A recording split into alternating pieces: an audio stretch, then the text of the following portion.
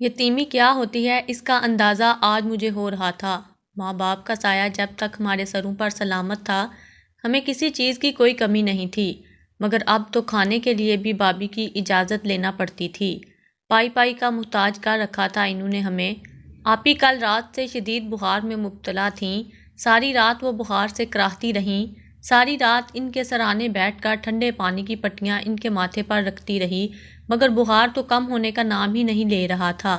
کئی بار بائی اور بابی کے کمرے کا دروازہ کھٹکھٹایا، میرا دل تو شروع سے ہی ڈر جایا کرتا تھا، بات بات پر رونا آ جاتا تھا۔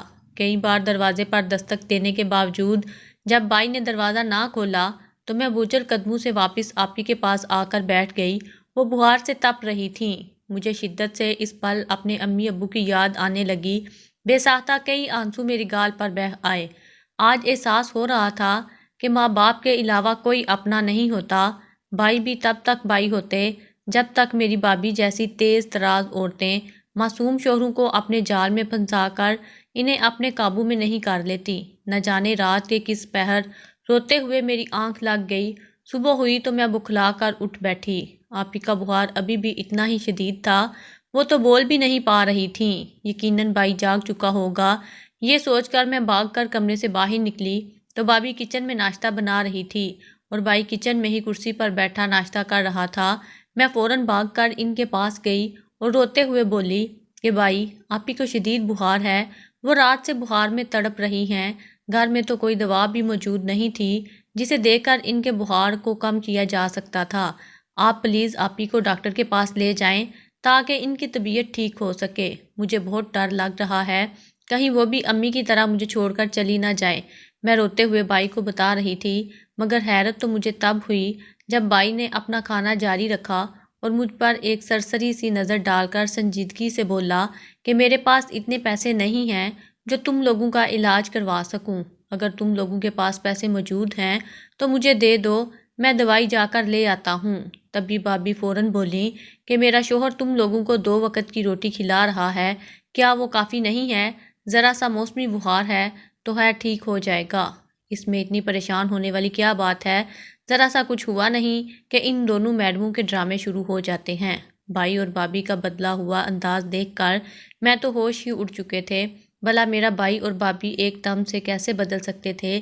جب تک ماں باپ زندہ تھے بابی تو کبھی اونچی آواز میں بات بھی نہیں کرتی تھیں، گویا ان کے منہ میں زبان ہی نہ ہو، مگر ان دونوں کی وفات کے بعد بابی تو اپنی اصلیت میں آ چکی تھیں۔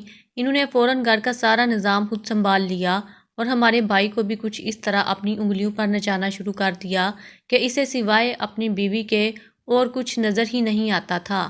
ان دونوں کی طرف سے سیدھا جواب سن کر میں واپس اپنے کمرے میں چلی آئی۔ آپی نے بمشکل آنکھیں کھول کر میری جانب دیکھا اور کہنے لگیں کہ کیا ہوا چھوٹی، بھائی دوا لے کر آیا یا نہیں؟ میں ان کے سوال پر سر جھکا کر رہ گئی۔ اب کیا کہتی کہ بھائی نے تو سفید جواب دے دیا ہے۔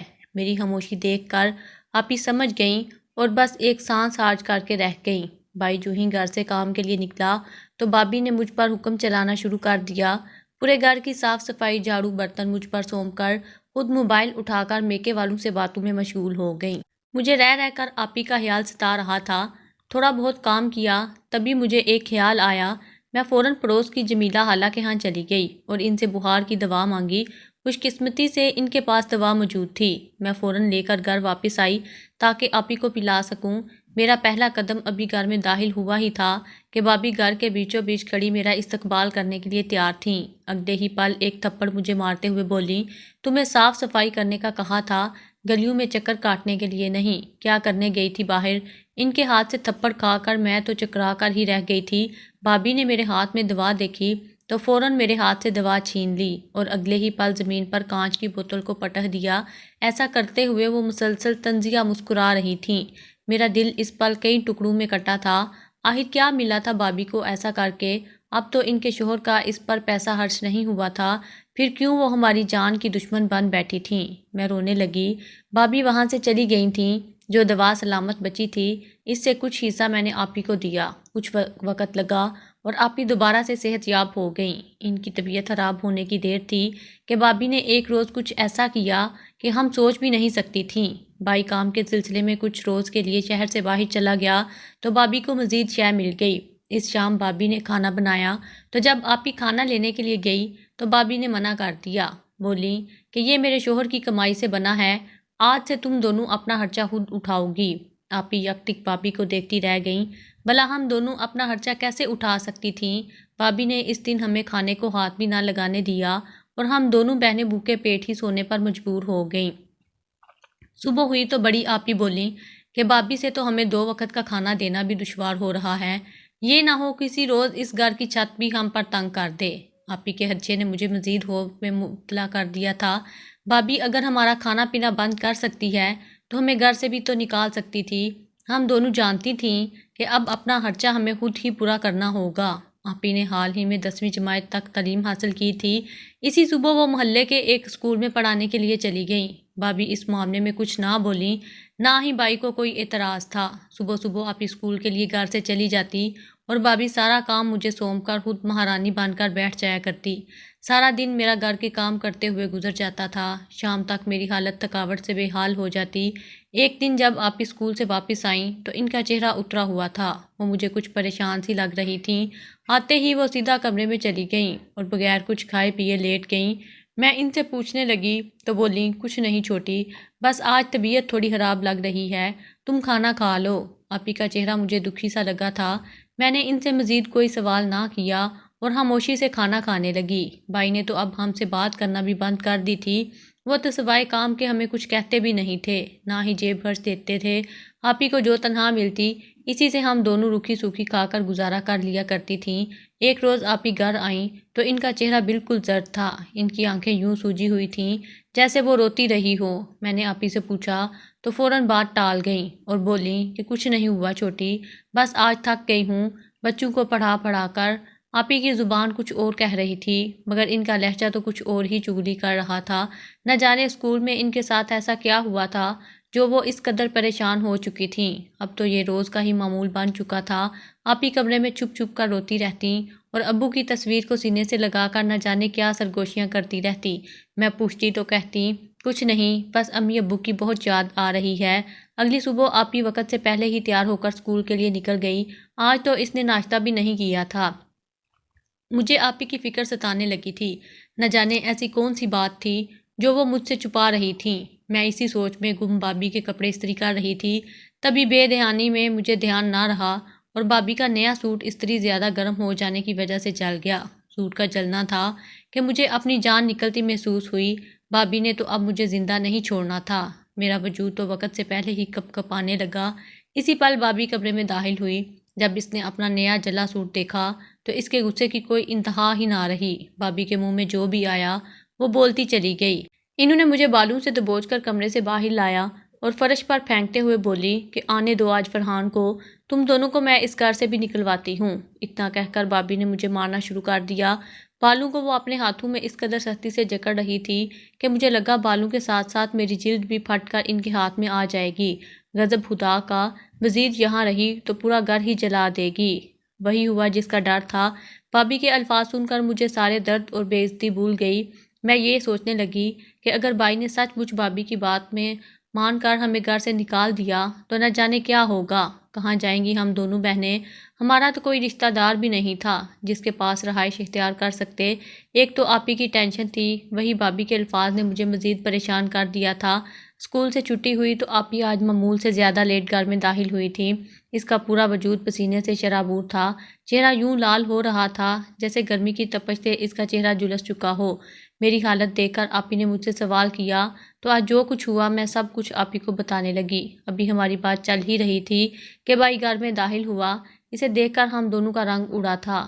ایک پل ایک مصیبت تو جیسے ہماری قسمت میں ہی لکھ دی گئی تھی۔ بھائی کو گھر میں داخل ہوتا دیکھ کر بابی نے انہیں آج جو کچھ ہوا سب بتانا شروع کر دیا۔ اسی پل بھائی ہمارے پاس آیا اور غصے سے کہنے لگا، چلی جاؤ اس گھر سے دونوں، میں مزید تم دونوں کا وجود اس گھر میں برداشت نہیں کر سکتا۔ ہم دونوں بہنیں بے یقینی سے بھائی کو دیکھنے لگیں۔ آخر ہم دونوں کہاں جا سکتی تھیں؟ اسی پل بابی ہمارے کمرے میں آئی اور ہمارا سارا سامان اٹھا کر باہر پھینکنے لگی۔ یہ منظر دیکھنا تھا کہ میرا دل خوف سے کانپنے لگا۔ بھائی اس حد تک بھی گر سکتا تھا میں سوچ بھی نہیں سکتی تھی۔ آپی بھائی کے سامنے ہاتھ جوڑ کر معافی مانگنے لگی اور بولی کہ کچھ تو خیال کرو، ہم دونوں تمہاری بہنیں ہیں، تمہاری عزت ہیں، اگر تم ہمیں نکال دو گے تو ہم کہاں جائیں گی؟ بھائی کا دل ہم سے اس حد تک اچاٹ ہو چکا تھا کہ وہ بولا، جہاں مرضی جاؤ، مگر میں مزید تم لوگوں کو یہاں نہیں رکھ سکتا، یہ گھر میری بیوی اور بچوں کا ہے۔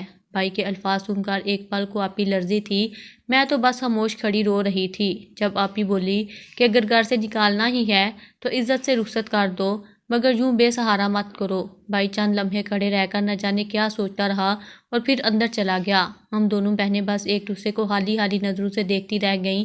بھائی نے ہم سے بات کرنا بالکل ہی ترک کر دیا تھا۔ ہم دونوں بہنیں گھر کے ایک کمرے تک ہی محدود ہو کر رہ گئی تھیں۔ ہمارا کھانا پینا سب کچھ ان سے الگ ہو چکا تھا۔ آپی کے جانے کے بعد بھابھی کا سارا کام میں ہی کرتی، اگر کچھ غلطی ہو جاتی تو وہیں پر مجھے پیٹنے لگتی۔ ہم تو اس قدر بے بس تھے کہ پلٹ کر جواب بھی نہیں دے سکتے تھے۔ چند دن یوں ہی گزرے اور ایک روز کچھ ایسا ہوا جس کے بارے میں نے کبھی سوچا بھی نہیں تھا۔ میں معمول کے مطابق گھر کے کام کرنے میں مصروف تھی۔ اس وقت میں بھابھی کے کپڑے دھو رہی تھی جب دروازے پر دستک ہوئی۔ دستک اس قدر شدید تھی کہ مجھے لگا شاید آنے والا توڑنے کے ارادے سے آیا ہے۔ بھائی غصے سے آگ بگولا ہوتا اندر داخل ہوا۔ اس کے چہرے پر اتنا غصہ میں نے پہلے کبھی نہیں دیکھا تھا۔ صرف بھائی ہی نہیں، اس کے ساتھ آپی بھی گھر میں داخل ہوئی تھی، مگر جس حالت میں آپی اندر داخل ہوئی تھی وہ دیکھ کر میرے پیروں کے نیچے سے زمین نکل گئی۔ میں حیرانی سے ششدر سی بھائی کی جانب دیکھنے لگی جس نے آپی کو بالوں سے پکڑا ہوا تھا اور وہ اسے گھسیٹتے ہوئے گھر کے اندر لے کر آ رہا تھا۔ صرف میں ہی نہیں بلکہ بھابھی بھی یہ منظر دیکھ کر ایک پل کو بکھلا کر رہ گئی۔ آخر ایسا کیا ہو گیا تھا کہ بھائی آپی کو اس طرح لے کر آ رہے تھے؟ وہ انہیں گھر لا کر فرش پر پٹک کر بولے، تو یہ سب کرنے جاتی ہے گھر سے باہر؟ مجھے تو کہہ کر گئی تھی کہ اسکول میں ٹیچنگ کرتی ہے، بچوں کو پڑھاتی ہے، مگر حقیقت میں تو سڑکوں پر گھوم کر یہ سب کر رہی تھی۔ بھائی غصے سے آپی کا سر فرش پر زور زور سے مار کر بولا تھا۔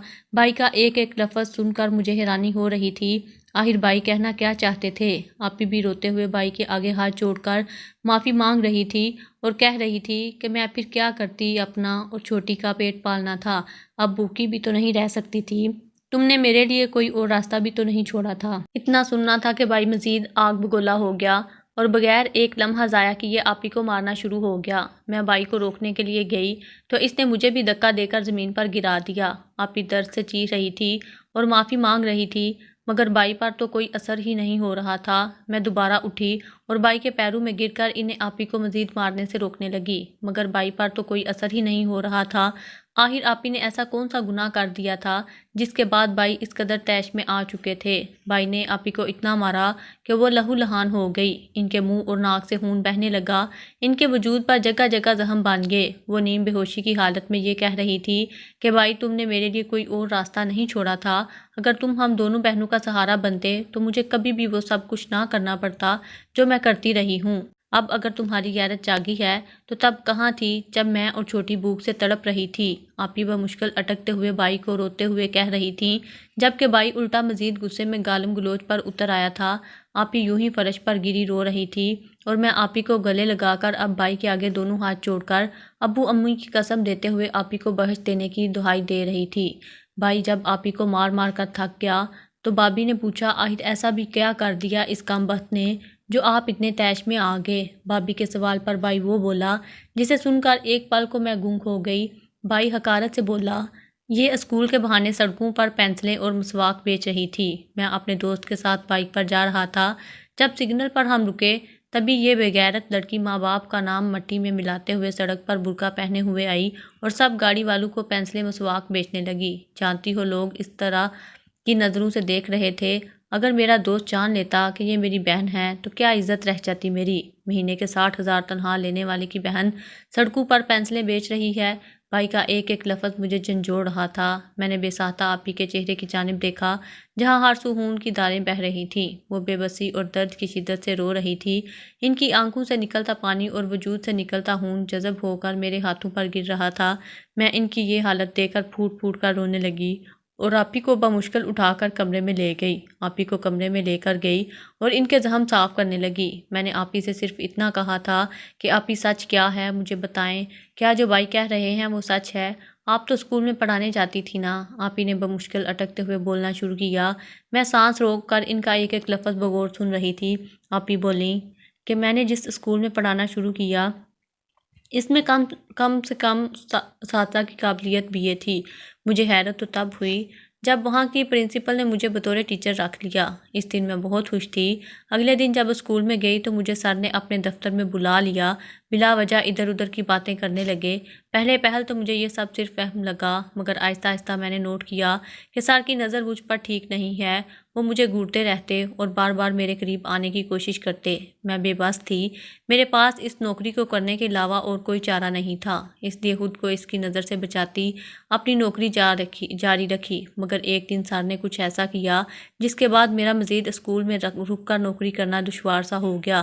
اس دن سر نے مجھے اپنے آفس میں بلایا اور پھر پیسوں کی موٹی رقم میز پر رکھتے ہوئے ایسی بات کہی، اسے سوچ کر ہی میری روح کانپ جاتی ہے۔ وہ شخص چند پیسوں کی خاطر میری عزت کا سودا کرنا چاہ رہا تھا۔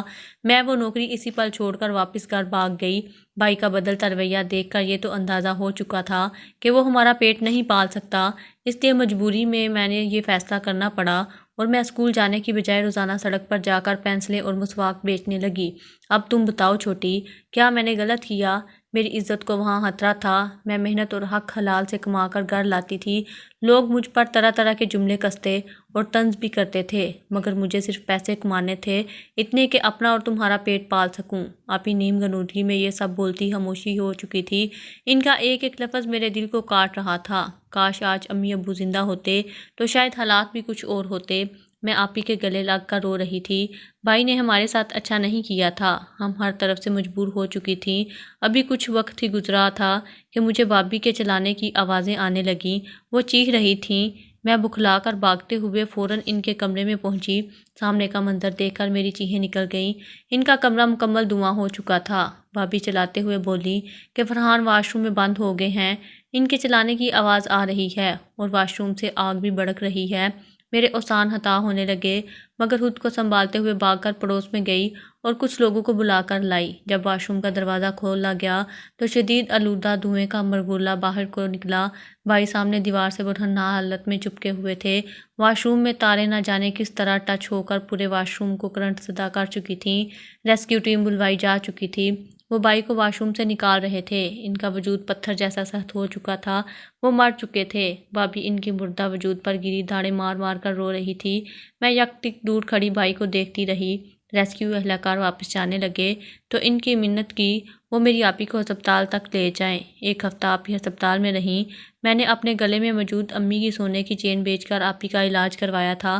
آپی کو ہوش آیا تو بھائی کی موت کی خبر سنائی۔ حیرانگی کی بات تو یہ تھی کہ ہماری آنکھوں میں ایک آنسو تک نہ آیا تھا، سوائے ایک سرد سانس کے جو شاید عرش تک پہنچ چکی تھی۔ بھابی ہم سے معافی مانگتی رہی، وہ پاگل ہو چکی تھیں، مگر ہم دونوں نے ایدی سینٹر میں پناہ لے لی، اپنی تعلیم مکمل کی اور آج ہم دونوں ایک اچھی نوکری کر کے اپنی زندگی جی رہی ہیں۔